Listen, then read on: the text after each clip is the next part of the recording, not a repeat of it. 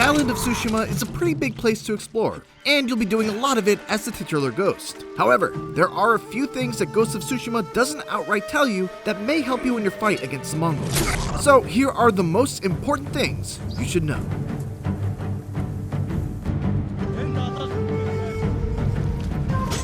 Standoffs are a great way to quickly recover lots of resolve. Even if it does alert several enemies, you'll get several full chunks of resolve for each successful clash, which you can chain together with certain upgrades. However, if you mistime the attack, you'll be surrounded with almost no health left, which can be pretty dicey, especially when enemies start fainting one or more times before attacking. A good trick to always win a standoff is to watch their feet. All enemies may wave their arms or yell, but they only start moving forward when they're ready to attack, and that's your cue to cut them down.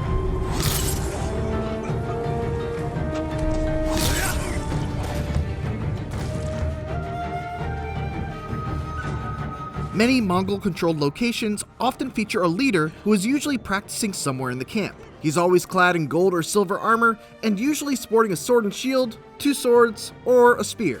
You'll learn early on that killing a leader will help you unlock more combat stances, but you can actually sneak up and observe a leader while they are training to also earn a point towards the next stance, and then kill them to earn a second point.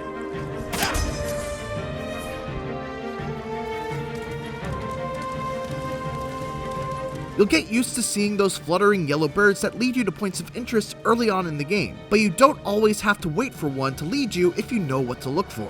Fox dens are always located at yellow trees buzzing with fireflies or butterflies, haikus have songbirds circling them, while hot springs have a small trail of steam floating into the air by a red maple tree.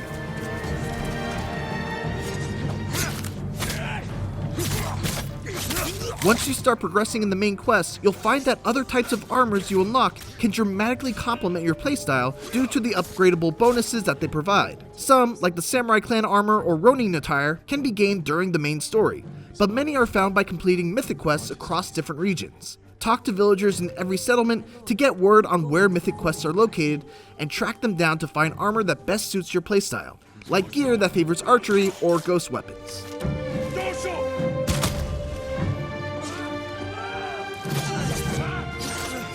Jin doesn't like to carry too much ammo for his various ghost weapons, and when facing larger Mongol settlements, you may find yourself out of sticky bombs at the wrong time.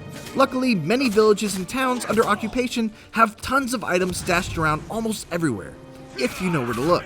You can find quivers by watchtowers or campfires, kunai in tents, chimes and firecrackers dangling on the side of structures, and even bombs in the crawl spaces under buildings, or in upper floor attics. Mongols aren't great at chasing you either, so don't be afraid to cut and run to find some ammo before returning to finish the fight.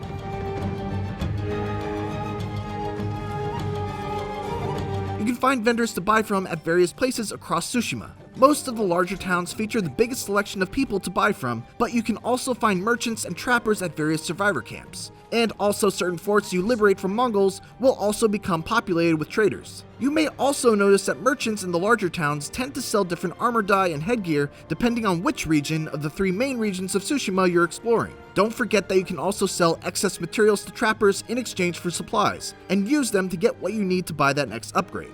Any available upgrades will always show up in your map in gold if the right trader is there.